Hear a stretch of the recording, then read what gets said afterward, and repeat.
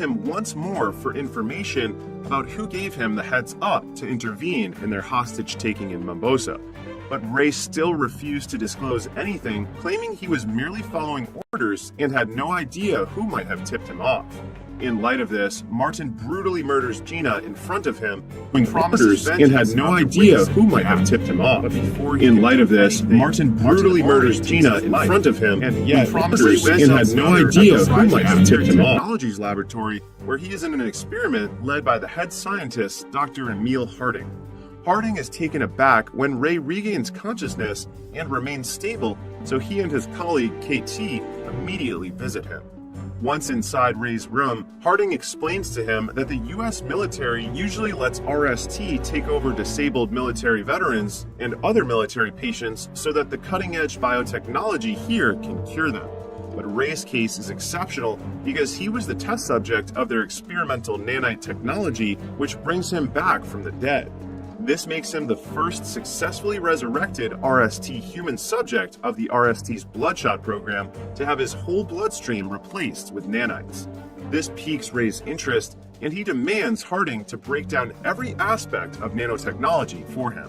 After showing him the operating room and saying they work on developing methods to increase the speed and strength of the military's armed forces, Harding then brings Ray to his private laboratory room and suddenly slashes his hand to demonstrate the nanites. He reveals that the nanites are helping his body recover from injuries, and it can also make him stronger. However, Harding cautions Ray that his nanites can run low, so they need to be recharged regularly to keep them from wearing out and causing him to die again. As the demonstration is over, he brings Ray to the rehabilitation center, introducing him to fellow patients like former U.S. Army Ranger Marcus Tibbs, who enhanced his sight with ocular prosthetics, and former Navy SEAL Jimmy Dalton, who engineered his feet. Even though Ray has already met KT, a female ex-swimmer for the United States Navy, Harding introduces her again, saying that KT's enhancements are her larynx and trachea, which allows her to breathe through clavicle-mounted respirations. Later at night, Ray struggles to sleep because he dreams of Gina and Martin and gets out of bed. He goes to the rehabilitation facility to work out, but stops when he sees KT taking late-night diving. They chat and both decide on having a drink to relieve themselves from trouble sleeping. While imbibing, Ray unexpectedly hears the music Martin played while killing them, and he is immediately taken back to the moment when his wife was murdered. This prompts him to leave the RST and seek revenge for Gina's death by killing Martin. He hacks into RST's system with his nanites and utilizes the information to pinpoint Martin's precise location. When Ray learns that he is in Budapest, Hungary, he doesn't waste much time getting there and killing everyone connected to Martin, including the security personnel. Meanwhile, Harding observes Ray on the RST computer screen, witnessing firsthand how effectively Ray dispatches his targets. It is then revealed that Harding plots on making the Bloodshot program successful and eliminating every former associate who betrayed him, using Ray as his weapon. Therefore, he issues an instant order to KT, Tibbs, and Dalton to take Ray back to the facility. Once Ray returns, Harding puts him to sleep and orders Eric, his co-scientist, to begin resetting his nanites and alter his recollection of Gina's death, replacing the person who kills her from Martin to a person named Nick Barris.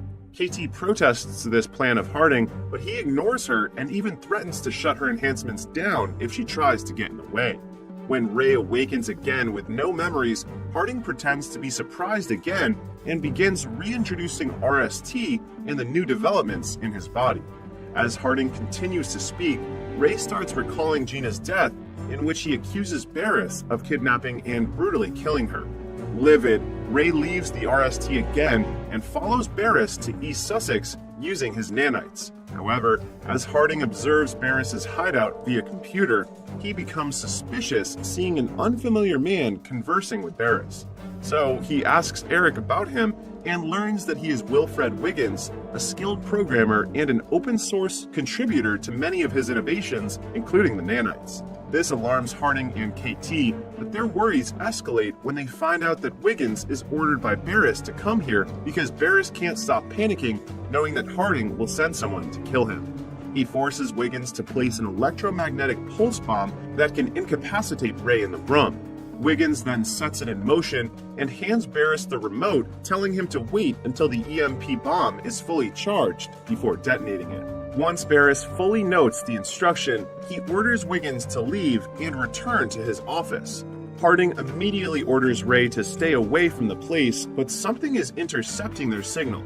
Meanwhile, Ray finally reaches Barris's office and starts accusing him of the murder of his wife, which makes Barris confused, explaining that he is not involved with the murder and the RST is probably lying to him. But with his rebooted memory, Ray refuses to believe Barris and unhesitatingly shoots him. He then attempts to leave the office when suddenly Wiggins activates the EMP bomb using the other remote control.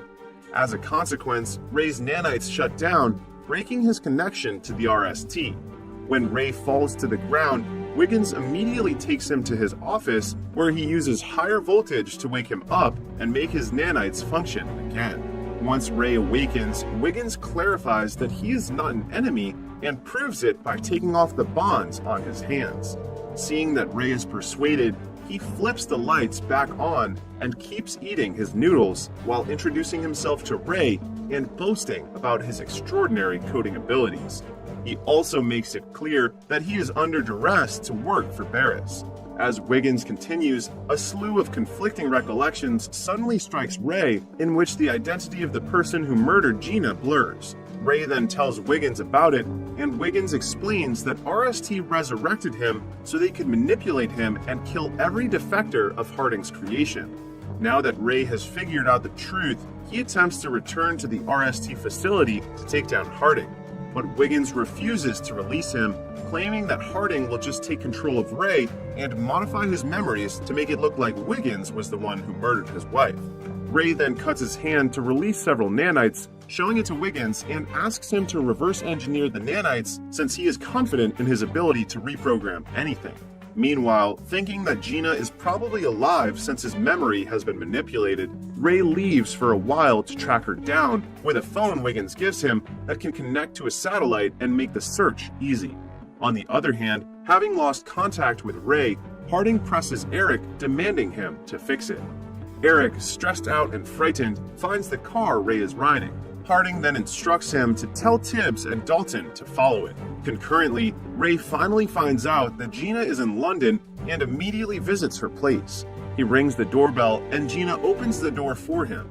It is a shock to Ray that she is still alive, but it comes as an even bigger shock to him when Gina says they broke up 5 years ago. She has put the past behind her and begun a new chapter in her life with her loved ones. Ray gets confused at first, but when he sees a child approaching Gina, he suddenly gets silent and leaves without saying goodbye to her. As Ray drives back to Wiggins' office, Tibbs and Dalton find him and intentionally crash their vehicle into Ray's car. Ray jumps out of the car immediately, but Dalton quickly electrifies his nanites by shooting him. Dalton then attempts to fire again, but Ray exerts all his strength to recover his nanites and throws a piece of steel at him. Afterward, Ray flees the area while Dalton grunts in frustration as he cannot catch him. Pissed off, he orders Tibbs to find Ray's location before he drives off to get him again. Tibbs then activates every tracker in the sky, and once he tracks him down, he signals Dalton and keeps providing pins detailing Ray's whereabouts. Dalton catches Ray on the road, but both of them are driven over by a truck, and Dalton's robotic legs break. Conversely, Ray's cybernetic upgrades keep him from ever getting hurt. Ray then rushes over to attack the vulnerable Dalton, but Tibbs thumps a jackknife across his back, rendering him unconscious. Afterward, they take Ray back to the RST laboratory to reset his nanites and modify his memories. After re-establishing contact with Ray and seizing control over him once more, Harding orders KT to capture and kill him to prevent the exposure of the Project Bloodshot, but KT refuses to follow his order. However, Harding deactivates her enhancements and reminds KT that he has the means to eliminate her at any time if she ever again refuses to cooperate. He then activates her enhancement again, and KT has no choice but to do his command in capturing Wiggins. Soon after landing in London, KT gets a call from Eric informing her that Wiggins is in the Monteverde in Soho and has brought guards with him. KT then takes mental note of Eric's detailed description of Wiggins and patiently awaits his arrival at the front door. When she finally spots him emerging from the building, she launches her strategic attack by borrowing a lighter from him and blowing smoke right at his face until he passes out. KT then knocks off Wiggins' guards to ensure that no one would stop her from capturing Wiggins. But instead of murdering Wiggins, she plots a scheme with him against RST. KT has favored him for his potential assistance in her plan to escape RST's control and destroy the company's Bloodshot project. A while later, she returns to the RST facility alone and tells Harding that Wiggins managed to escape since he was anticipating her arrival. She then places the responsibility on Eric, saying he was careless in his search for Wiggins, leading to Harding's disappointment. Having exhausted all other options, Harding implements his backup plan, which entails giving Eric strict instructions to implant in Ray's memories that Wiggins must be killed. This prompts KT to storm out of the laboratory and immediately proceed to the control room, where she disrupts Ray's reprogramming process. She alters the sim and connects it to Wiggins' computer to let him do the rest. On the other hand, Harding quickly realizes that KT has tampered with the simulator and rushes to the command center to stop her. But it's too late. Wiggins has already gained access to the RST administration and takes complete control of the awakened Ray. In preparation for Harding's arrival in the control room, KT suits up in body armor laden with smoke grenades. Once inside, Harding makes another attempt to use his remote to shut down KT's rebreather, only to find that he has been locked out. KT throws the smoke grenade at him and runs out of the command center. Afterward, she initiates phase 2 of their operation and destroys the RST technologies using canisters. Meanwhile, Harding informs Dalton and Tibbs that KT has gone rogue and Ray is awake and offline, and commands them to find Ray, shut him down, and eliminate him if necessary. In the light of this, Dalton and Tibbs instantly put on their combat gears and grab their high-tech weaponry. Tibbs tracks down Ray with the help of the cybernetic eyes monitoring system, while Dalton is on the mission of bringing him to heal. As they begin their task, Tibbs spots Ray on his way to the 74th floor level and notifies Dalton. Dalton, anticipating Ray's arrival on the floor, activates his advanced technology weapon and waits for an opportunity to attack. As expected, a battle breaks out between the two. However, it soon becomes clear that Ray is too powerful to be stopped alone, causing them difficulty recapturing him. Their battle gets more intense when the building begins to collapse and Dalton lets Tibbs fall even though he hears him yelling for aid. Dalton has no remorse and is solely focused on destroying Ray, but also gets killed when Ray falls, dragging him off the building. Ray, on the other hand, survives due to the nanites that protect him from damage. Afterward, he prevents Harding from driving away by throwing Dalton's artificial leg extension in his direction. This causes Harding to get out of the car and pull out his modified weapon to fire at him, trying to wear off the nanites in Ray's system. But Ray does not worry about him getting killed and proceeds to walk toward Harding. That forces Harding to reload his gun with a new grenade launcher and fire at him again. He expects that Ray will finally stop since his nanites levels are depleting. However, Ray is eager to eliminate Harding despite knowing he can almost put himself at risk of death once the nanites in his body overclock and get destroyed. He pulls the pin on a grenade that the nanites disassembled and detonates it just as Harding manages to choke him, ensuring their mutual demise. After a while, Ray wakes up and sees Wiggins sitting beside him, who manages to bring him back to life. Wiggins also enhanced Ray's physical endurance, making his nanites completely independent. The movie ends with Ray getting a fresh start in life with his new family, Wiggins and KT.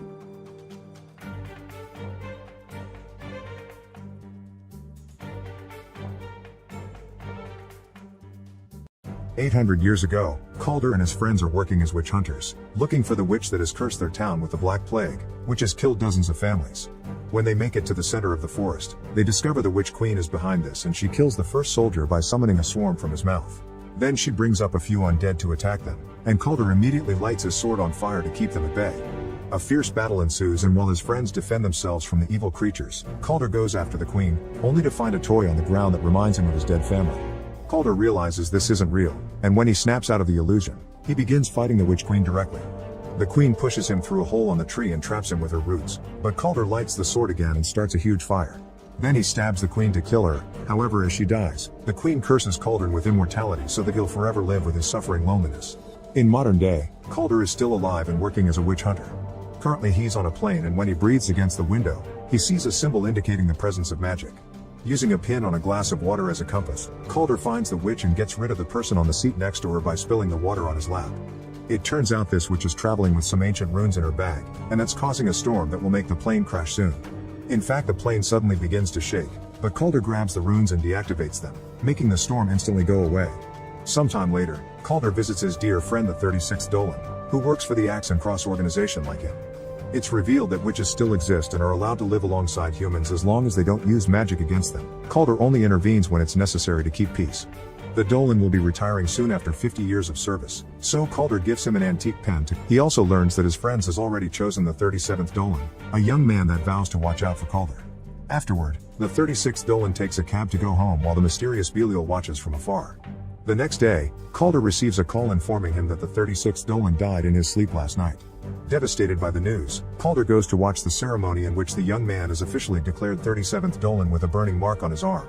Then the two of them go to the dead Dolan's apartment to investigate the death. Calder uses the usual tricks to check for elemental magic, like the breath on the window and a lighter, but there aren't any signs. However, when he's about to leave, he finds 3 dead insects and finds it suspicious. He uses a special powder on the floor and reveals a pentagram, which suddenly explodes and makes runes appear on the walls. This confirms the entire room has been cursed with the rare black magic and that his friend was murdered. When looking further, Calder discovers the pen is gone. He also finds a book with a bloody fingerprint and begins suspecting the new Dolan, but the guy reveals his burned hands to prove his innocence. When he was a kid, some witches set his house on fire, and it had been Calder who saved him from it. Afterward, the duo goes to the local bakery and force their way into the kitchen, where people are cooking with creepy ingredients. The powerful witch Max is there selling illegal uppers and tries to escape with a cloud of butterflies when he hears them, but Calder blocks his way by capturing the butterflies in a jar. Max says he knows nothing about a user of dark magic, but after Calder insists with a threatening tone, Max explains he sold a forbidden herb to a stranger. Max is blind so he can't describe the guy, but he smelled the scent of arsenic and rotten apples on his body. This gives Calder the idea the killer is in a funeral parlor near an apple tree, so he sends the Dolan home for his safety and goes to investigate alone. Meanwhile, a kid is shocked to find a trail of gummy bears on the streets and follows it to find a beautiful gummy tree near a bright house where Belial is watching. When the kid grabs the gummies, Calder stops him and reveals they are actually rotten apples. The house turns old and ugly, and when Calder enters to investigate, he finds a young scared girl. Calder approaches her only to discover she's a warlock in disguise called Alec. The warlock tries to attack Calder and stabs his hand before running away. Calder's wound quickly closes and goes after Ellis, throwing a knife to stuck him on a wall. After finding Dolan's gift pen, Calder knocks Alec out and takes him to the Council of Witches, where the 37th takes the chance to punch Alec for revenge. The council leader Glazer uses card reading to prove Alec is guilty, and she ignores Calder when he says Alec couldn't have been working alone considering the powerful spell he used. Glazer summons a terrifying creature known as the Sentinel and feeds Alec to it without hesitation. Then Calder notices a dead insect on Glazer's clothes, giving him an idea. He checks on the 36th Dolan's body and uses a carved candle to prove the presence of magic. Then he checks Dolan's neck and finds another insect that proves he isn't dead. He's actually been cursed by old-school black magic. The only way to get rid of the curse is to kill the warlock that cast it. Since Alec is dead, this proves he was working for someone. Calder also notices a cut on Dolan's finger and goes to recheck the book, finding multiple bloody fingerprints left on purpose to form a message. Remember your death. Since Calder doesn't remember his early life, he goes to a witch bar for help. His mere presence scares all the witches away except for the owner Chloe, who Calder asks for a memory spell. Chloe is hesitant to help a witch hunter because he hunts her kind, but she accepts when Calder explains it's for the sake of a friend. She proceeds to put a memory potion inside a cherry, and when Calder eats it, he suddenly finds himself in the cursed woods, seeing his own charred corpse kneeling on the ground. However, when he's about to see more, Belial shows up and pulls him out of the spell. When Calder suddenly finds himself chained to the floor. By breaking his fingers, he manages to get his hand through the cuffs and frees himself before going after Belial, triggering a fight. Unfortunately, Calder is still under the effects of the spell and keeps seeing hallucinations, so he can't fight well. Belial uses the chance to set the bar on fire, leaving Chloe to bring Calder back from his trance. Calder thinks she's the queen and tries to kill her, but she blows a powder into his face and wakes him up just in time. Calder tries to catch Belial again, but Belial opens a root hole on the floor and disappears. Chloe tries to use a fire extinguisher to no avail and laments the loss of her bar because it's all she had. So she says Calder is a monster like everyone says. Later in the evening, Chloe hears a weird noise in her apartment and suddenly all the lights explode, allowing roots to open another hole in the floor and drag her down to hell. Chloe tries to struggle free from their grasp and notices Calder's hand helping her, but at that moment she wakes up and finds herself in the cathedral. Calder and the 37th Dolan are researching Belial and Calder asks Chloe for help again, convincing her to collaborate to get revenge for her bar. Chloe accepts, but with her bar gone she needs ingredients for the potion, so she takes Calder to a friend's house. When they arrive there, Chloe is devastated to discover her friend has been murdered and all the important plants were stolen. At that moment she gets a call coming from her friend's phone, but it's Belial with a message threatening them with more attacks incoming. Since they don't have other choice, Calder goes to see the dangerous witch Danique, who accepts to lend them the plants. However, while Chloe is distracted checking the plant, Calder suddenly begins seeing illusions of his family. It turns out Danique is a traitor, and while her employees catch Chloe, Calder gets trapped in a memory spell. He enjoys seeing his family again, but his happiness is interrupted by Chloe, who keeps talking and pushing until he wakes up. Back in reality, Calder finds himself being dragged away by Danique's men. He immediately knocks them all out and finds Chloe, freeing her before interrogating Danique. The witch swears she doesn't know Belial's intentions, she only got him the plants he needed. Calder decides to leave without punishing her, but Chloe takes revenge by stealing Danique's magical gem and destroying it, which reveals Danique's real hideous face. Afterward, Calder has a chat with Chloe and confirms she's a dreamwalker, meaning she shouldn't need potions to get into someone's mind. Chloe confesses she's afraid of her ability because when she used it on her brother he died, so Calder takes her to a sacred place that shows the history of witches. After teaching her of her legacy, he reminds her he can't die and guides her through the process of seeing his mind. The duo revisits the night of the curse and finds Calder's charred body, which roared when his friends came closer. When the first Dolan tried to destroy the queen's heart, Calder began screaming in pain, meaning they couldn't kill the queen without killing Calder too. The heart was kept hidden, and Chloe realizes Belial killed 36th Dolan because he knew where the heart is and will use it to bring the queen back. Meanwhile, Belial kidnaps Max to take him to the old woods, where he puts it against a tree to sacrifice him to the witch queen as he summons it with the heart. Back to Calder, he goes to the cathedral and yells at the 37th Dolan because nobody in the organization ever told him they hid the heart. The young man responds the 36th Dolan had been considering destroying the heart to grant Calder his freedom. He also provides Calder's with the location of Belial's truck, which can be tracked. Moments later, Calder arrives at the woods and discovers Max has been possessed by the witch queen. Chloe suddenly appears behind him, but when Calder gets distracted, Belial drops the illusion and attacks Calder with fire magic followed by a few shots. However, Calder's fast and quickly throws a knife to kill him. The queen uses this distraction to stab Calder with a root and retrieve the immortality, explaining she hadn't gifted it to him. He has just been keeping it safe until she could regain her body. Max loses his shape and transforms into the queen, who attacks Calder with a magic swarm, but when Calder responds with a shot, she disappears into the tree. Calder rushes back to the city and discovers the 36th Dolan has reawakened. However, Calder isn't happy. He knows the queen will cast a black plague curse and he can't do anything to stop her. The Dolan reminds Calder he already killed the queen once and encourages him to try again. Determined to prove himself to his friend, Calder retrieves a legendary sword plus a bunch of runes to arm himself. Then he leaves with Chloe and the 37th Dolan to visit the council room, where the plague tree is kept away from evil hands. Glazer is found dead, confirming the queen is here to unleash the plague. They follow a secret corridor into the cave where the council kept the arrested witches, and Calder breaks a wall to release Alec's body, which is chanting away the plague spell. While Chloe enters Alec's mind, the sentinel shows up. It is met with fire from Calder and Dolan, but bullets do nothing. Calder is pushed away, but he quickly recovers and jumps on top of the sentinel to stab him with the sword and shoot right into its weak spot, making it explode. Meanwhile, Chloe appears in Alec's mind and tries to stab him, but Alec jumps on her and pushes her down to kill her. After some struggling, Chloe manages to push back and throws Alec into the root hole, which instantly stops the chanting of the plague spell. While Chloe returns to reality, Calder goes after the queen, who creates the illusion of a post-apocalyptic world to fight Calder there.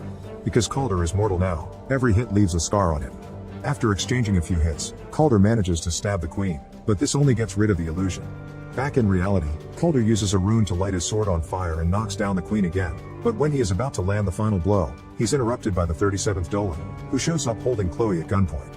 It turns out he's a witch too, but he isn't capable of using magic, and the witches Calder killed when he was a kid were his parents. The Dolan shoots Calder and hands Chloe to the witch queen, who immediately uses her to start the chanting again and finally releases the plague all over the city. Dolan hopes he'll be granted magic as a reward, but the queen sees magicless people as useless and kills him with her swarm. Meanwhile, an unconscious Calder begins dreaming about his family, who support him and motivate him to try again. Calder wakes up and uses the weather rune from the plane on the sword to activate a lightning effect. He proceeds to throw it at the queen, effectively killing her and gaining back immortality. As his wounds heal, the plague disappears from the city. The queen's body crumbles in ashes, but the heart is still beating. Calder wants to stab it, not caring about his own future, but Chloe stops him by explaining the world still needs him to keep fighting witches. She also promises she'll keep the heart safe and won't let him be alone again. Sometime later, Calder tells the 36th Dolan that he won't work for the organization anymore, then leaves with Chloe to find their next adventure.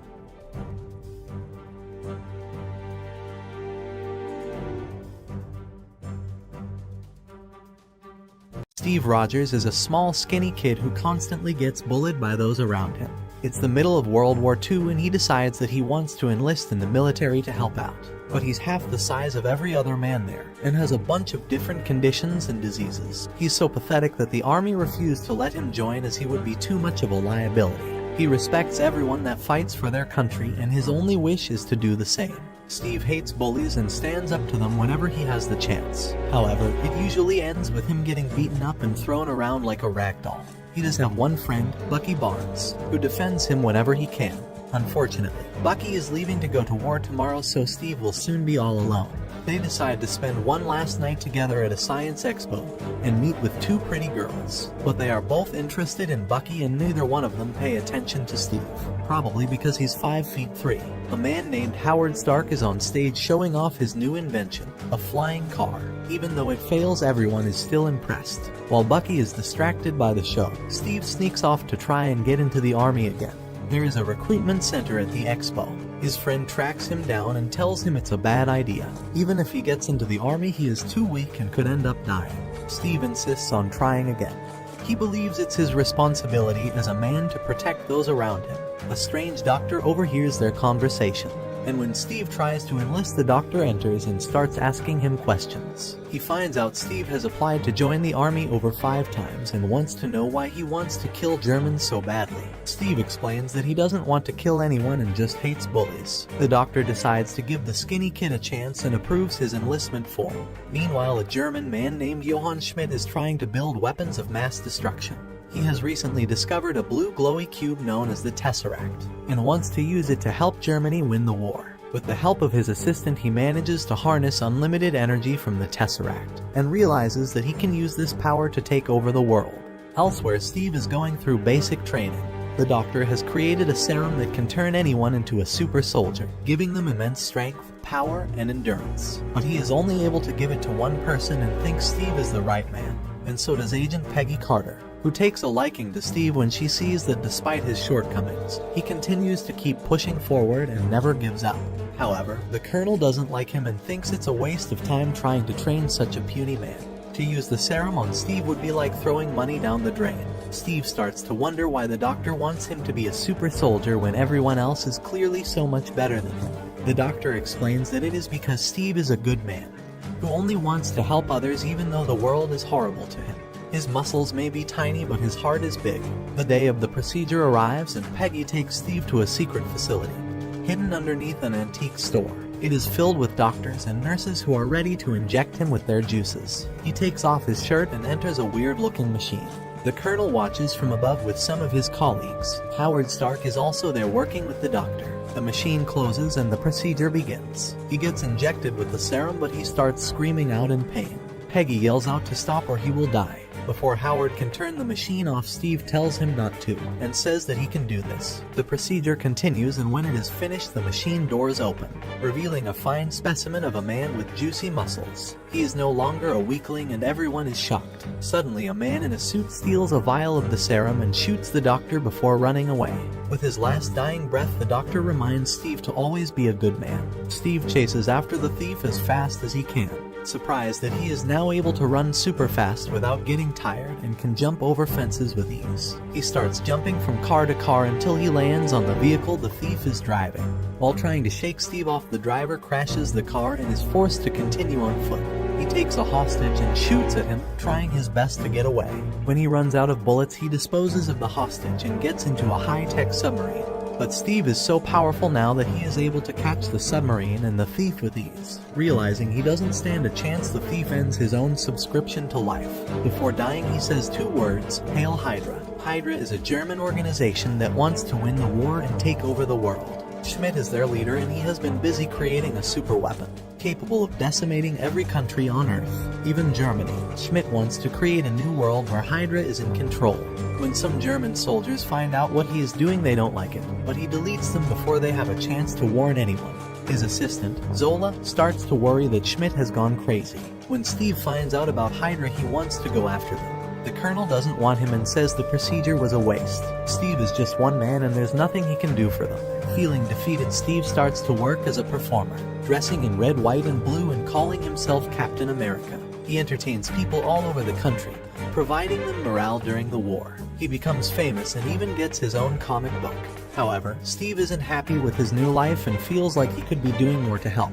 One day, Peggy comes to one of his shows to see him. She mentions that the Colonel sent a regiment to go and deal with Hydra, but out of 200 men, only 15 returned. The rest were killed or captured. Steve realizes that his best friend Bucky was one of the soldiers that were captured, and he wants to get him back. But the Colonel isn't interested. He says it would be too dangerous and he doesn't have enough men. Steve decides he is going to go and get Bucky back all by himself. Peggy and Howard help by flying him to the Hydra base. When they arrive, Steve jumps out of the plane and parachutes to the surface. He gets into the base by sneaking into a truck and slowly makes his way to the prisoners without getting spotted. But Bucky isn't there with them. The prisoners all rush out of their cell and start to attack the Hydra guards, even stealing their own weapons to use against them. It doesn't take long for them to get control of the base. When Schmidt sees this, he pushes a self-destruct button that will destroy the base in 6 minutes, giving himself and Zola enough time to escape. After searching the base, Steve manages to find Bucky, who is happy to see him. He is surprised to see that Steve is now 6 feet tall and built like a white Ronnie Coleman. When the timer reaches 0, the base starts to explode. Steve bumps into Schmidt and punches him in the face. The two fight and Schmidt is able to knock the super soldier to the floor. It is revealed that many years ago, Schmidt took the super serum himself. However, it wasn't fully completed yet and had terrible side effects, making Schmidt all red and deformed.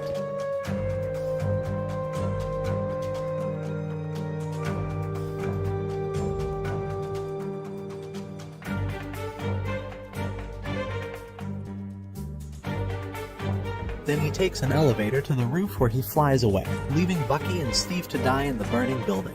A while later, the Colonel and Peggy start to worry about Steve and believe that he is dead. Suddenly, a group of soldiers emerge from the forest. It's the regiment that were originally captured, with Steve and Bucky at the front, leading them. They are all still alive, and the Colonel is happy to see them.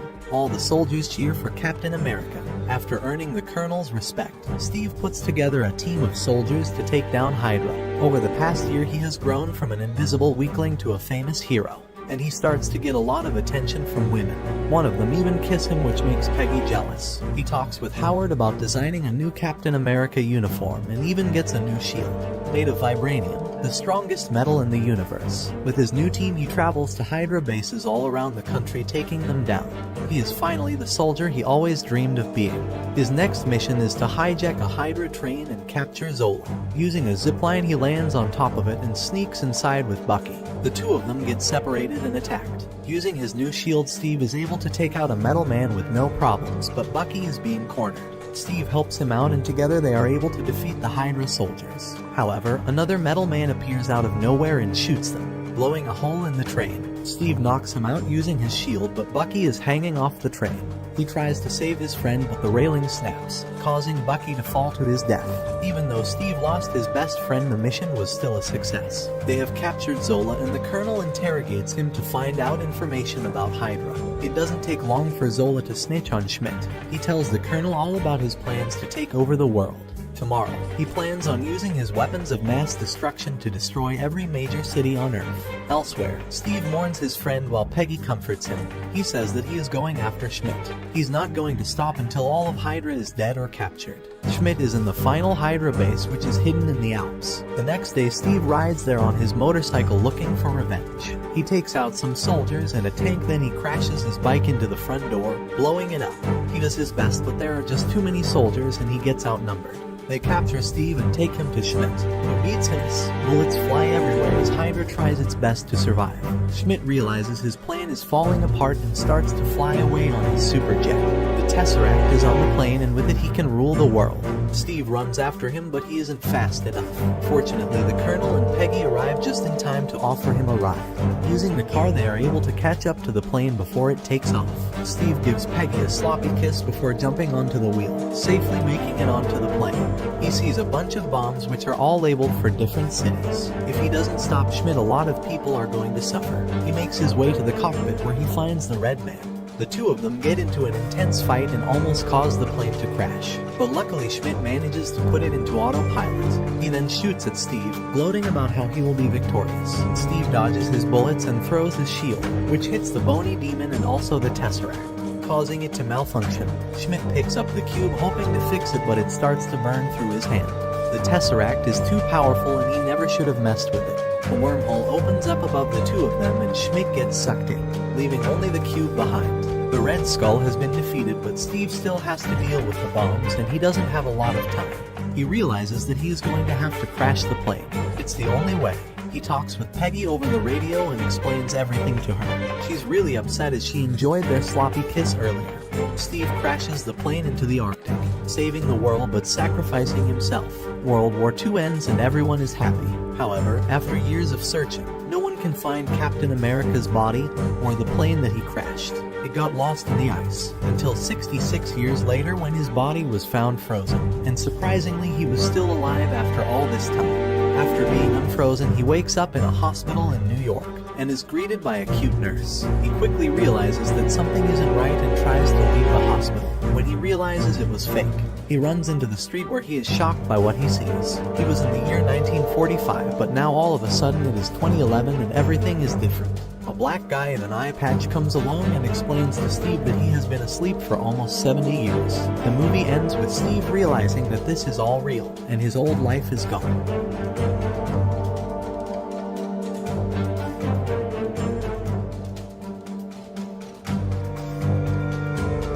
After finding a robot dog that has escaped from a secret base, a young man begins to be chased by the army and will need the help of the android animal to survive.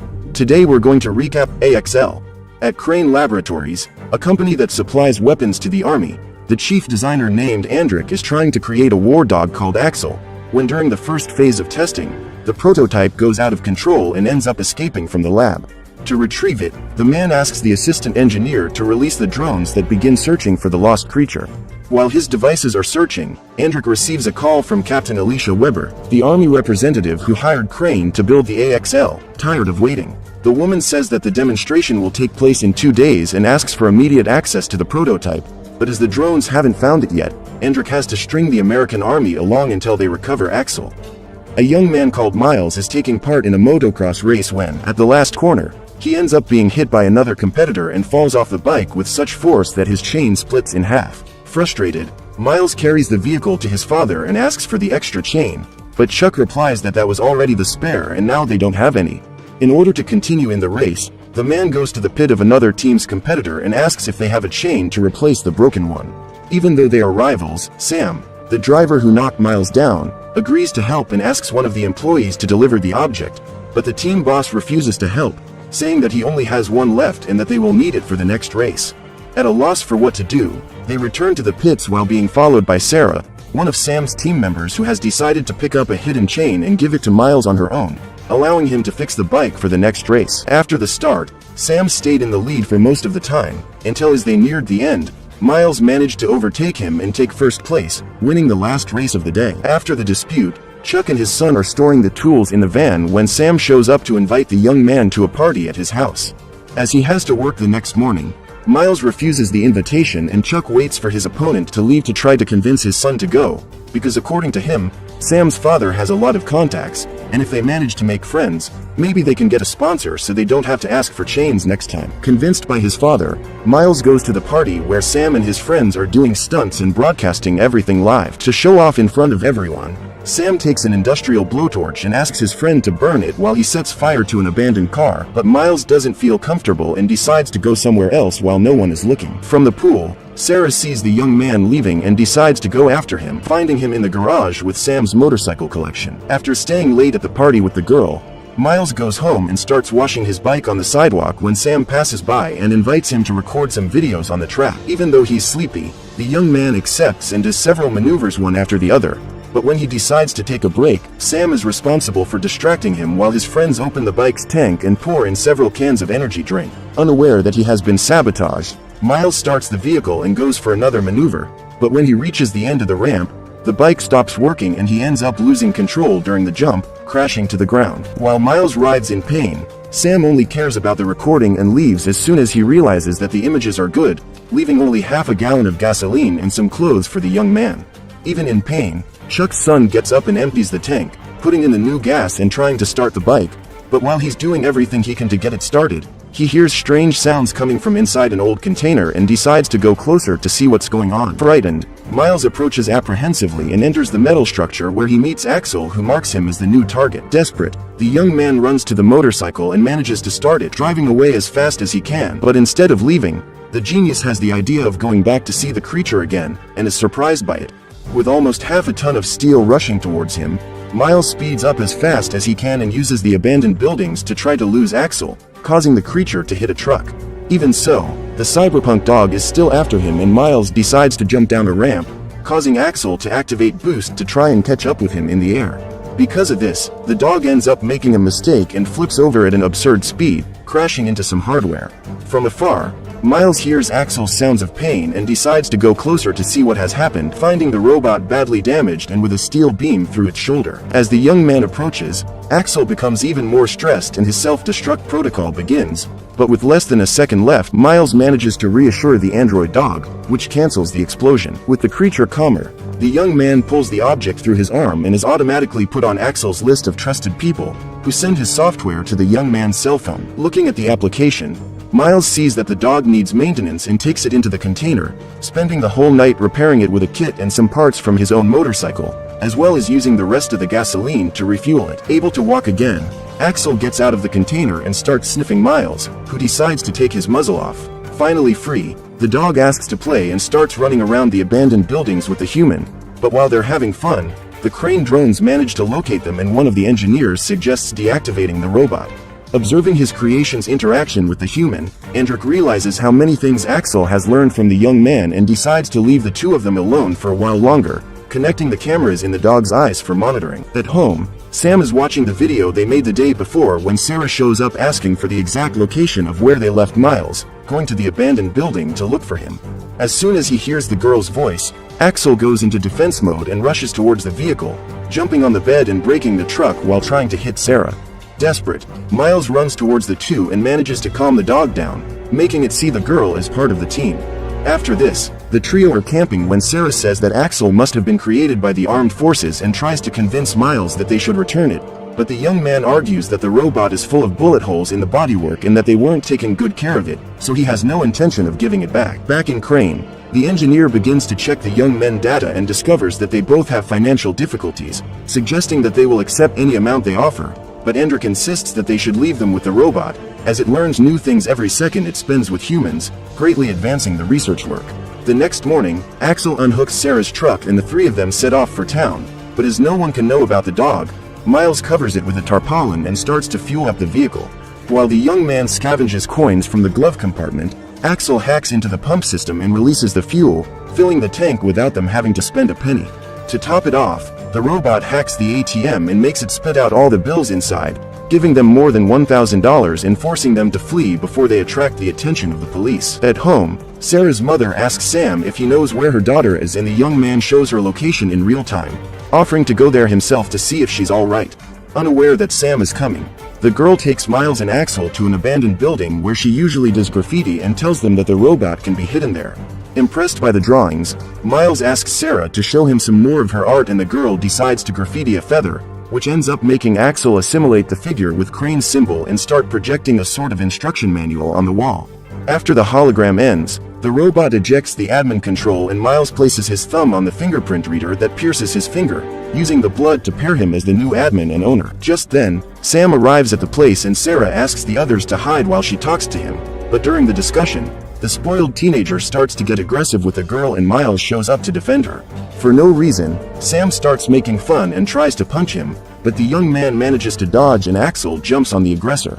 With Sam immobilized, Miles asks the robot to take him to the truck and starts threatening him never to go near the girl again, leaving Sam terrified. After making him promise to leave everyone alone, Miles allows him to leave and thanks Axel for defending him, but Sarah is not at all happy with what has happened and starts saying that he has ruined her life.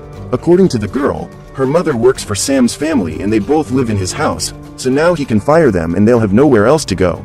Understanding the complexity of the situation, Miles asks her to go after him and try to apologize, but Sarah rejects the idea and says it's better that they resolve the Axel situation first. She suggests they go home and tell Chuck what's going on, but for some reason Miles decides to leave the robot alone even though Sam knows its location. At home, the two explain to Chuck everything they've discovered about the dog, while Sam takes his friends to do a live show of the robot for everyone. With a gallon of fuel, the young man starts whistling and manages to get the robot's attention, but as Miles has asked him not to hurt Sam, Axel doesn't take any aggressive action. Apprehensive, Sam asks his friend to record, while he makes a trail of gasoline in front of the dog. Wondering where this is going, Hendrik sends 2 teams of agents to rescue Axel, but they are still a long way off and will take more than 2 hours to arrive. Back in the abandoned building, Sam throws a ball in the dog's direction to get him to come closer and picks up the blowtorch to burn the gasoline. Analyzing the object, Axel manages to identify that it is a weapon, but still does nothing to defend himself, standing still while the two approach. At home, Miles asks his father what they should do and he suggests that they return the creature, but while they are arguing, Sarah sees Sam's live and interrupts them saying that they should go back as soon as possible, making the young man leave and leave the admin key behind. With no one to stop him, Sam turns on the blowtorch and sets fire to the gasoline, which explodes right under the robot, damaging the system and putting it into safety mode. With what little energy he has left, Axel communicates with the two via cell phone and gives them the location of a workshop where they can start cleaning and repairing. After working all night, the couple manages to reset the robot's circuits, which programs a system reboot for 2.5 hours from now, leaving them with nothing to do. While the two wait, Chuck is visited by one of Crane's agents who threatens him to enter the house and search it. After confirming that Miles is no longer there, the man asks if Chuck has seen the admin key and he replies that his son's things are in the garage, leaving the agent to search, while he takes the device from the table and hides it in a safe place.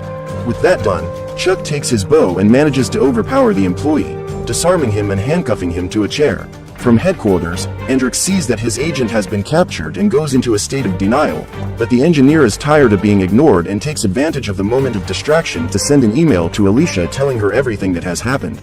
Unaware that he has been betrayed, Hendrik manages to track down Axel and sends his remaining units to capture the three, but while they are searching for the humans, the reboot is completed and the robot begins to attack them.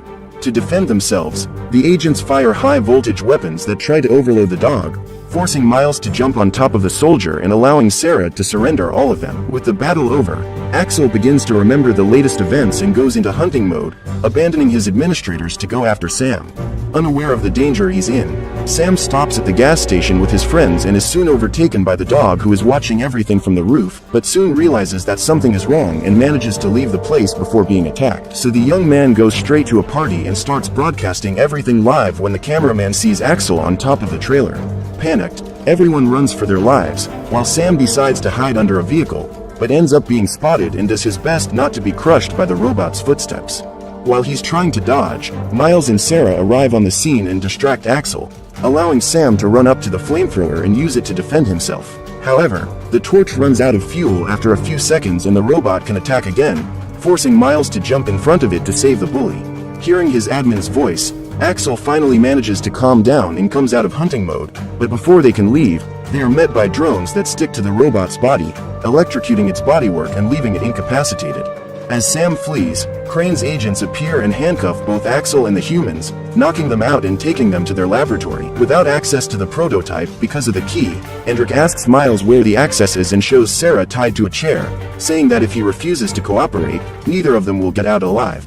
At that moment, he orders the engineer to bring the girl to them and creates a force field around her, warning that if she leaves the delimited area, Axel is programmed to attack without mercy. Desperate, the girl runs out of the box and manages to grab a flashlight without getting bitten, using the light to draw a feather like the one she made on the wall. Even reprogrammed, Sarah's movements make the robot remember them again and break free of its restraints, allowing the humans to flee while it confronts Hendrik. Despite being its creator, The man no longer has any control and runs outside, where he is surrendered by the armed forces. Thinking they've come to help, Andrik says they're on the same side and warns them that Axel is still inside, but the men don't listen and handcuff the chief designer, making him realize he's been betrayed. Inside, Miles manages to reach his motorcycle and says goodbye to Sarah, who decides to give herself up, staying behind to distract the enemies. Sacrificing herself for the man she loves, the girl surrenders and is captured for interrogation.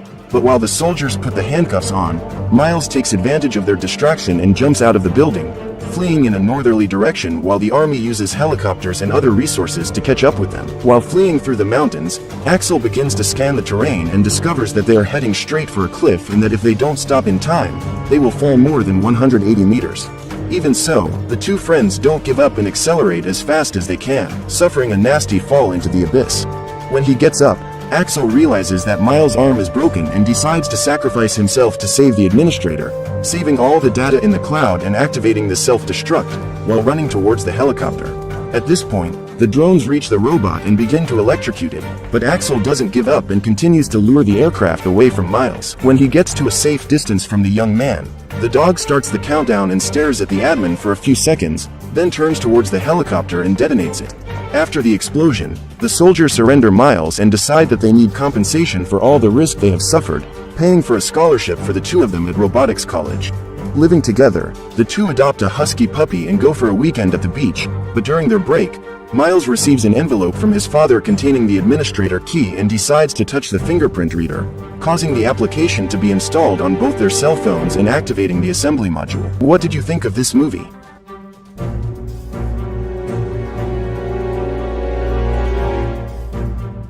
Did they finally kill Superman?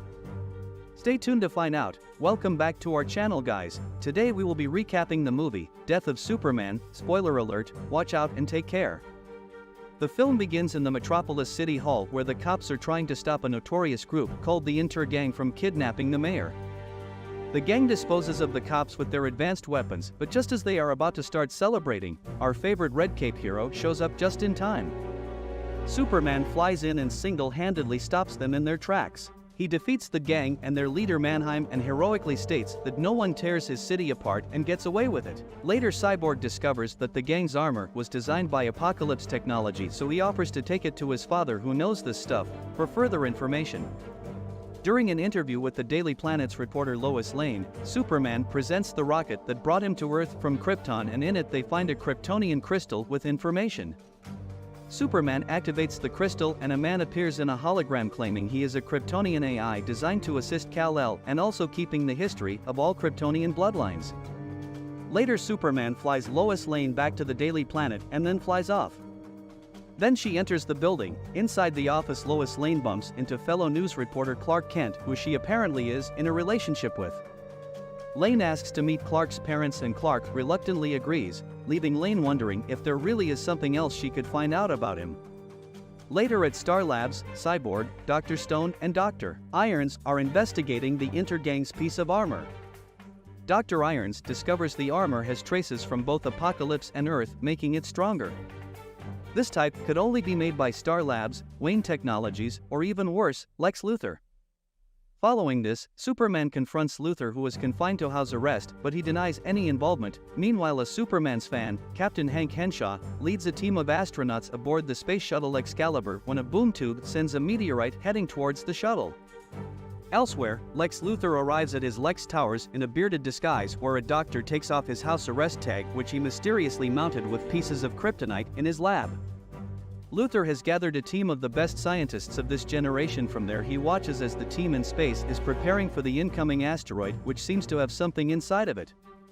As Henshaw waits for Superman's rescue, the shuttle is destroyed as the other scientists are scattered out into space while Henshaw's body remains unaccounted for. The meteorite crashes into the Atlantic Ocean. As it is monitored by Luthor's underground research facility, Luthor sends a deep-sea exploration team to trace the crashed object, and they encounter Atlanteans. However, both groups are destroyed by a strange creature that emerges from the wreckage. Luthor is fascinated by the creature, which survived the catastrophic entry into Earth, and he wonders if he could finally be competition for the Red Cape hero. Later, Cyborg reports to the Justice League about the Excalibur incident with only 3 bodies recovered, and Aquaman says his guards are investigating the impacted area. Superman also learns that Flash told his girlfriend about his real-life name and plans to marry her, but Superman is worried about the dangers involved if he tells Lois Lane his secrets. Later that night, Clark takes Lois Lane to have dinner with his parents.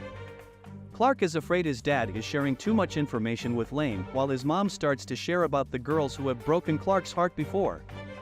Later, as she leaves, Lane is afraid Clark is holding too much from him, but Clark assures her all is well. The following day at work, as Clark is planning for lunch with Lane, he receives a report from Wonder Woman about an attack in a town by a strange creature. However, Clark declines since he has a date, but asks Diana to call him in case the League needs him. The alien wrecks the town, killing the cops, but the Justice League arrives tardily to help. In fact, the heroes soon discover the alien is not their normal villain, since he easily defeats them, forcing Batman to ask for backup. Elsewhere, Lex Luthor is creating an army using alien DNA, and he plans to use the new alien monster in town as a specimen. Meanwhile, Clark and Lois are on a date where he reveals there really is something he is hiding from her. He reveals he is Superman, but Lois bursts out in laughter. However, she soon finds the reality in it, since Clark is always on time. He writes captivating stories about Superman, and he also never sweats. Lois Lane soon turns to receive a call from her new news team informing her about the ongoing monster situation in Metropolis, which has already taken down half the Justice League. When she turns back to notify Clark, he is long gone, leaving behind a note outlining his last secret, which is he loves her. Superman arrives on the battlefield to find his team all busted up. All the citizens watch the news to see if he meets the challenge. As the fight rages through Metropolis, Luthor notes the creature, now termed Doomsday by Lois Lane, is a killing machine programmed to wipe out entire civilizations. The monster defeats Superman, and Lex Luthor arrives wearing a battlesuit to join the fight. He asks Lois Lane to keep the camera rolling, aiming to become Metropolis' true protector, but he is defeated and Superman saves him. The monster is about to kill Superman, but his girlfriend Lois Lane appears and confronts the monster, which now turns towards her. The monster heads to kill her, but Superman summons his remaining strength and charges at him. He breaks its neck with his punch, killing it, but unfortunately, the monster had in turn sunk its alien claw in Superman, fatally wounding him. Lois runs to Superman and notifies him he just killed the monster and saved everyone. In her arms, Superman reveals he was truly lucky to have met her before he closes his eyes, leaving Lois teary-eyed and the Justice League members in grief. The news reports the incidents of Superman's death as the citizens watch in disbelief. Later, in a state funeral, the Metropolis city mayor honors Superman as a hero and a friend to Metropolis, while everyone mourns for him. The mayor also honors the Justice League members alongside Lex Luthor, who also gives a speech about how he misses Superman and his late-night visits at his balcony.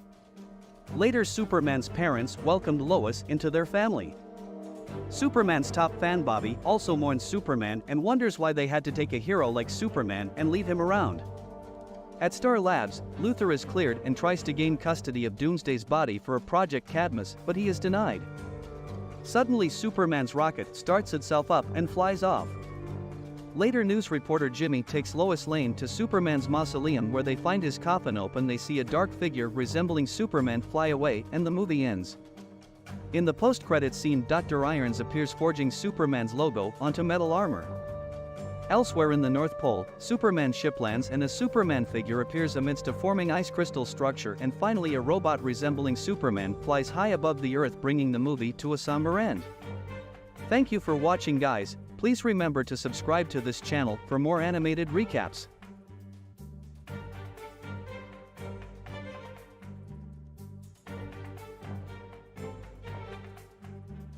Superman is possessed by a demon who helps him and the Justice League to defeat Darkseid.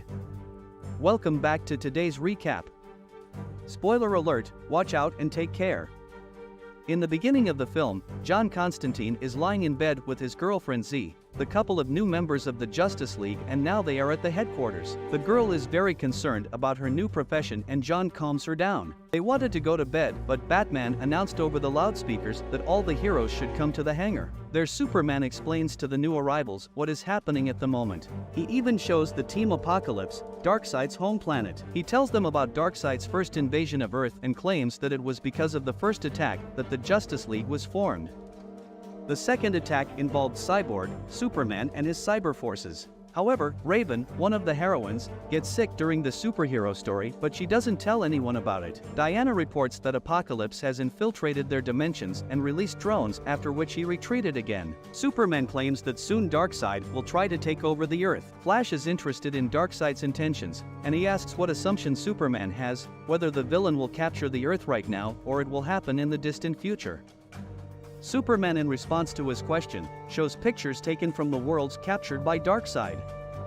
Justice League intelligence reports that the villain is sending his elite guards as an occupying force. Superman outlines that the team is faced with a real and very dangerous problem that they have to solve.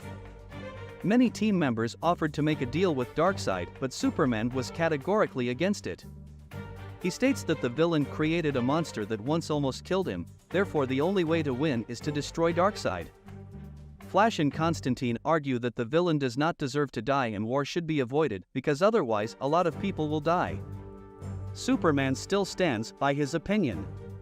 Next, Diana tells the team their plan, but there is a traitor in the midst. Through Cyborg's eye, Darkseid saw and heard what the Justice League was going to do in order to destroy him. The Justice League is off on their mission to save the world. Through the portal they moved to the Apocalypse. Almost immediately ships began to attack. The scene changes to 2 years later. Planet Earth is enveloped in darkness. There are a lot of destroyed buildings and cities and people do not go outside. Darkseid guards are patrolling through the streets. Constantine is in a bar drinking whiskey with his friend Etrigan. Clark Kent and Raven come for him. Superman reminds an old friend of himself, after which Darkseid monsters break into the bar and attack them. They defeat the monsters and a dialogue ensues between them. Superman looked different, his eyes were green and there was a green Superman logo tattoo on the skin of his chest. Superman claimed that it was because of liquid kryptonite so that he would not become a threat to Darkseid. This means the hero was deprived of his superpowers as a result. Raven feels terrible and hears a voice in her head. She soon gets better. They both came to the bar to take Constantine with them, but the man refused their request. Raven tried to manipulate Constantine, saying that his dead girlfriend would like to see her man as a hero. However, Constantine is not moved by these words. Constantine brought his old friends to his office. They both retells what had happened in that battle. Darkseid knew all their actions and was able to stay one step ahead of the heroes. Because of this, many members of the Justice League died at the very beginning of the battle. The villain did not kill everyone as he had plans for some of the heroes. A few days after the battle, Darkseid sent his subordinates to Earth, so the heroes had no chance of winning. Constantine remembered how his beloved died, and he ran away at that moment. Now he doesn't understand why he did it. They both came for Constantine because they needed to search magic. John agreed to help, but before that he had one thing to do. He left and asked his old friends to wait for him in the office. Darkseid continues to destroy the Earth. He plans to gain power over the space sector. He even made Batman become his servant. Batman followed all his given instructions and reported all the work done to his master. Superman learns that new destructive equipment has appeared in China. Constantine returns to the heroes. Superman asks him to find Damian Wayne. The heroes are transferred through the portal to the location on the map. However, Batman contacted Luthor and told him the plan of action, which is to extend Darkseid's power to the entire universe. When the heroes got to the location, they were attacked by Damian's guards. They managed to fight back and found Damian, who was not happy to see Superman. Raven hears the voice in her head again and falls into a trance in which her father contacts her. It is his voice that torments the girl. He insults and humiliates her in every way and swears to take revenge for everything. Damian calls Raven and Clark to follow him. The young man claims that many of his comrades died because of that battle. Superman says they need to get to Batman and Damian can hack into Darkseid's program. After all, he is the son of Batman, so he agrees to help save him. The team is transferred to Stryker's Island, but Raven is getting worse. Meanwhile, on the island, Clark's girlfriend Lois fights Harley Quinn in the arena. A lot of people were watching them. Although Clark thought that the girl would negotiate, Lois defeats Harley and becomes the champion. Harley snatches the microphone from the host and tells the Suicide Squad that they will go to Lex Luthor and take back the planet tomorrow. Harley and Lois go to her office. Lois wants to show her something. Sheeta took Damian and Raven to a separate room so that the girl could rest. The young man asks how she contacted Clark. She said that she wanted to end her life by suicide and Superman saw it and saved her. Damian confesses his feelings to the girl. He wanted to find the League of Assassins and invited the girl along with him, but at that moment she refused.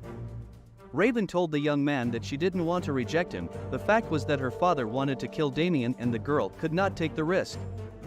Lois shows the new allies and heroes the Darkseid machines that have appeared in China, the Congo, and on the shores of England. These equipment moved the Earth's magma to Darkseid's base. The heroes need to blow up the apocalypse, but for this they need to lure out the Paradums, which consist of improved Batman's DNA. Lois suggests they do this by stealing 2 trucks, thus the Paradums will go from the apocalypse to Earth. Next, the team will capture Luthor's tower and teleport to the apocalypse and destroy it. The team will wait until Darkseid goes to away, then when they get to the apocalypse they will close the portal so that Darkseid does not get back. Without the apocalypse, the villain will not be able to destroy the Earth. Lois learns about all this information from the sleeper who was with Darkseid. He had been giving her information about the villain for months.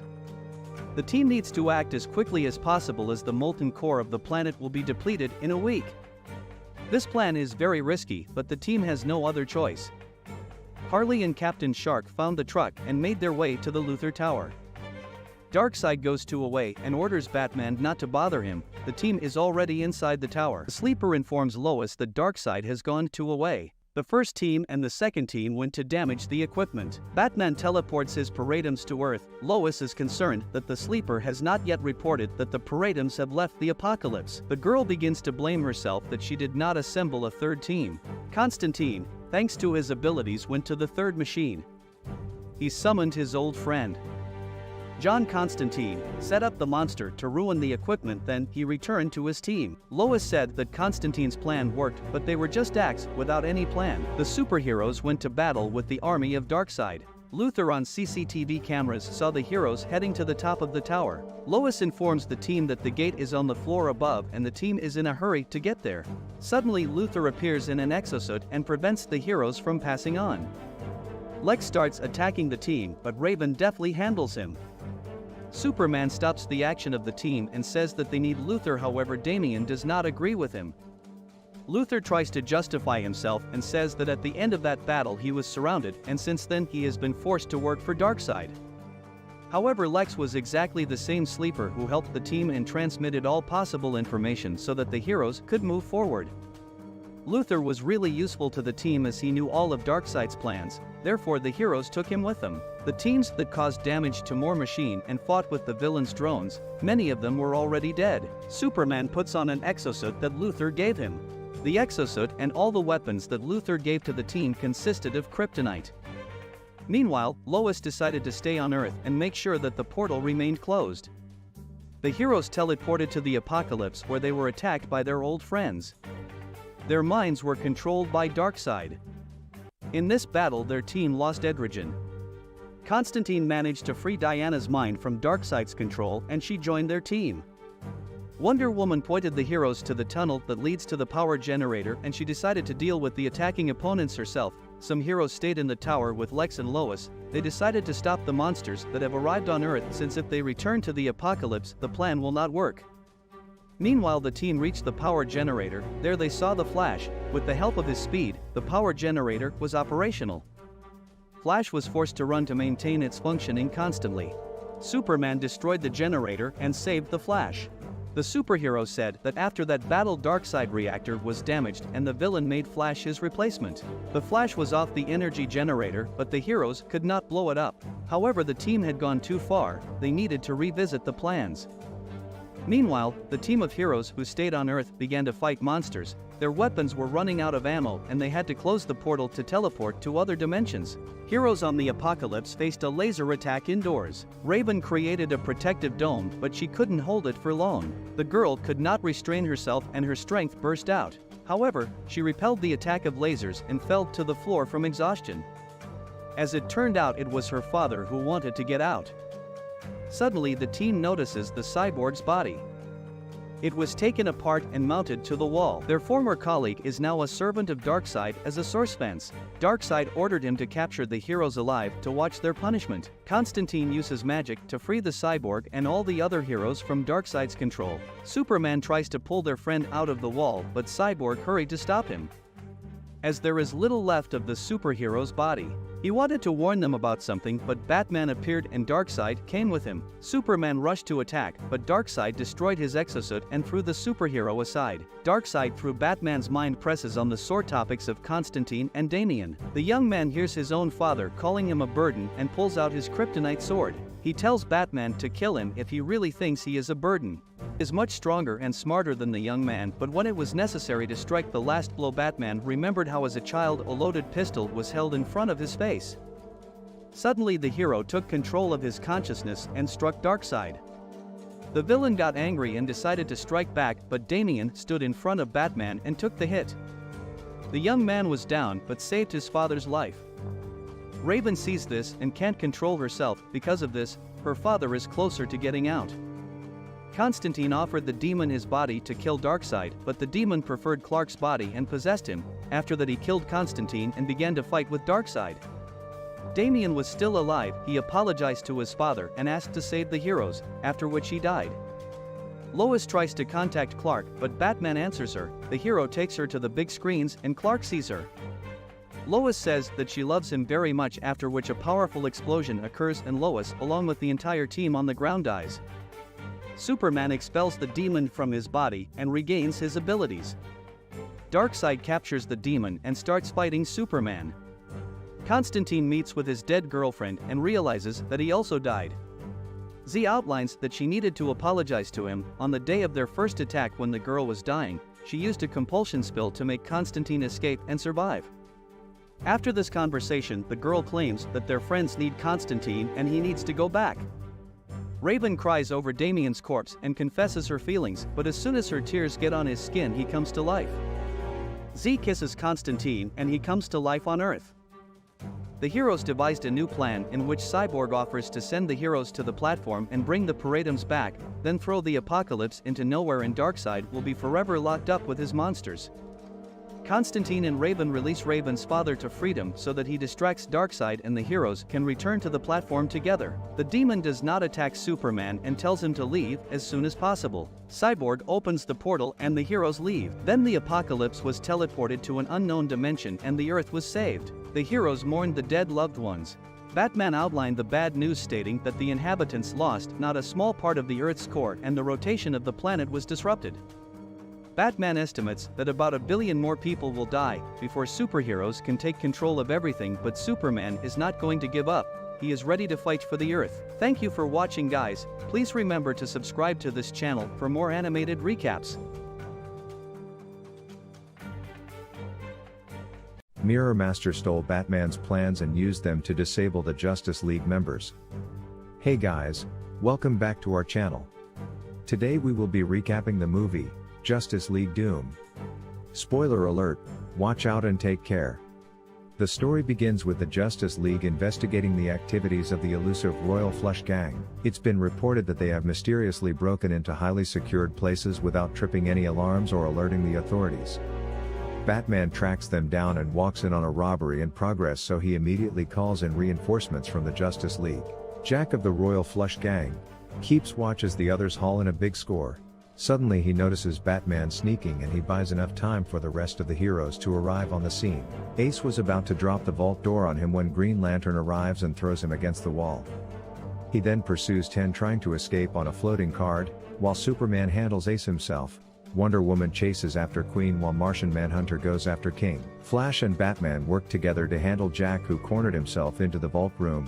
While Batman keeps Jack preoccupied, Flash phases through the wall and knocks him out. Green Lantern uses his powers to knock out 10, while Superman uses his overwhelming strength to rip Ace's humanoid body apart, and Wonder Woman uses her lasso to restrain the Queen. King manages to break free from Martian Manhunter using a plasma generator to electrocute him, but he immediately gets knocked out by Cyborg, who was waiting outside. It turns out that Batman called in Cyborg to help with the case, given that the villains were using extra-dimensional tech and Cyborg is the only specialist in that field. Cyborg explains that the device allows its user to pass through solid objects and explains that somebody gave it to them, given that the Royal Flush Gang is not highly skilled enough. They tried to interrogate them but came up empty. Cyborg explains that he needs time to sort the data on the hard drive from the device to determine who made them. Unsatisfied with how things turned out, Batman returns to the Batcave and continues working, but his butler Alfred Pennyworth insists he gets medical attention first. While Batman and Alfred return to the manor, Mirror Master breaks in through the Batmobile's rearview mirror. He then uses a mysterious device to steal all encrypted data on Batman's computer. Meanwhile, Bane follows a track sent to him by a mysterious person somewhere in the Louisiana swamp. Out of nowhere, a crocodile pounces at him and drags him under. Bane uses his powers to break free and easily snaps the reptile's neck. He is later greeted by fellow villains, Star Sapphire, Metallo, Ma, Alepha, Ak and Cheetah.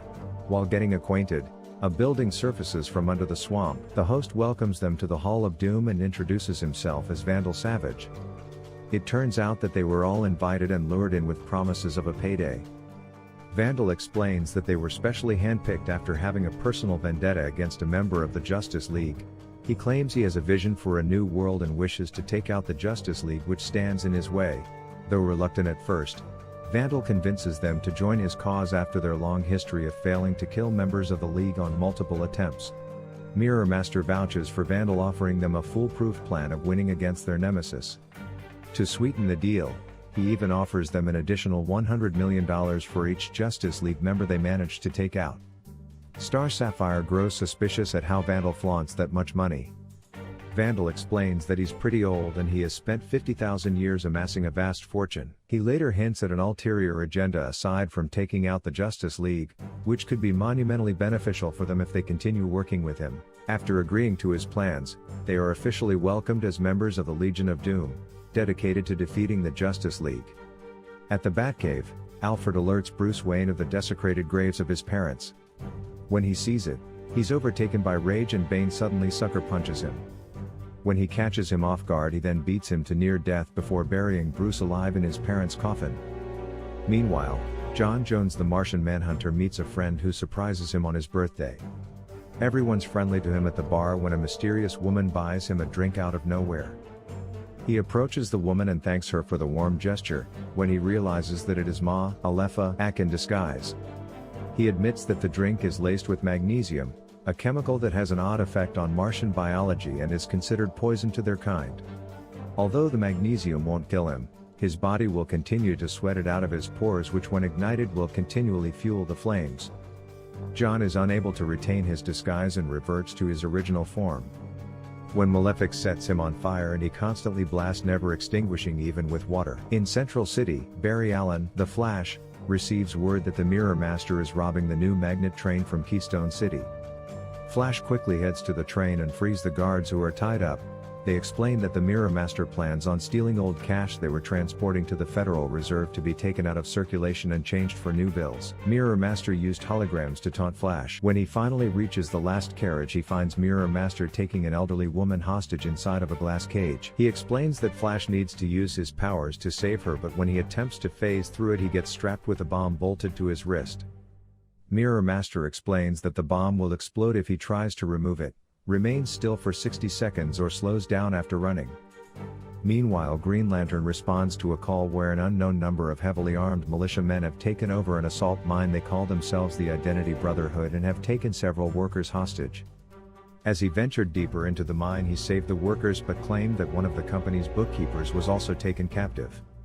He managed to corner one of the armed men taking a woman hostage and tried to reason with him. Instead of surrendering, he blew himself up along with the hostage. It was later revealed that the explosion released Scarecrow's fear gas, which haunts Green Lantern with guilt over failing to save the hostage despite the power he wields.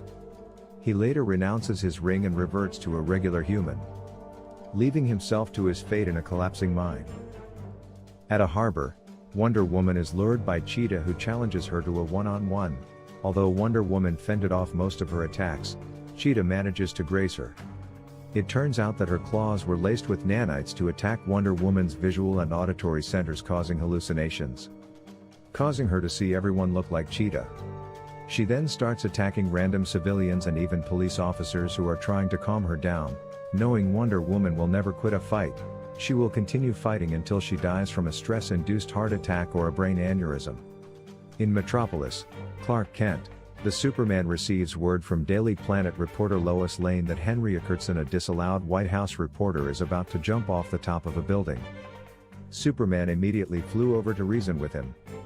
After telling a sob story of how life has been unfair and cruel to him, he suddenly shoots Superman with a kryptonite bullet. When that wasn't enough, Henry's revealed to be Metallo in disguise, who opens up his kryptonite heart, which weakens Superman as he falls off the building.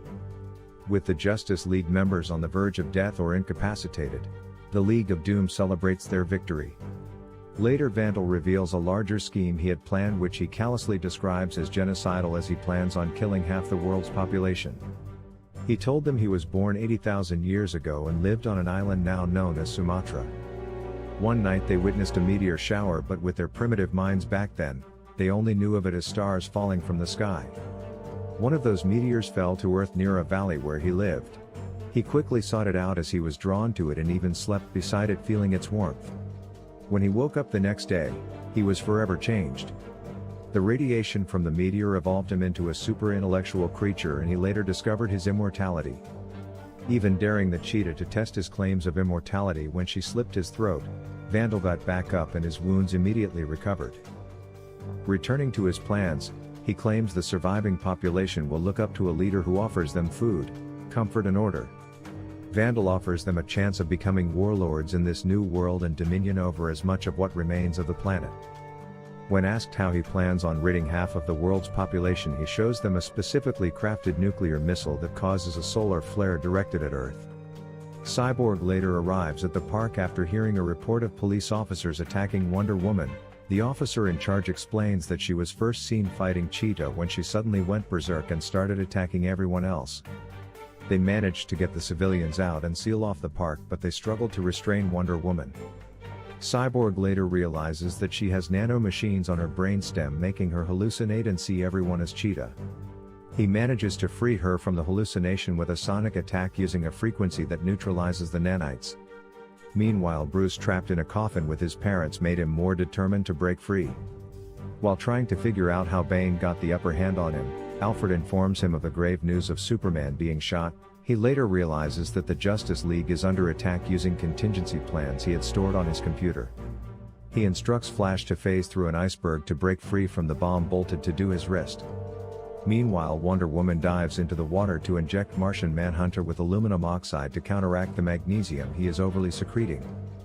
Batman then finds Green Lantern and explains that what happened was not his fault and that the so-called corpses were just android bodies to make him feel guilty over their deaths. To save Superman, Batman then gives Cyborg a piece of kryptonite to break through his flesh, while Martian Manhunter digs out the kryptonite bullet in Superman's body. The Justice League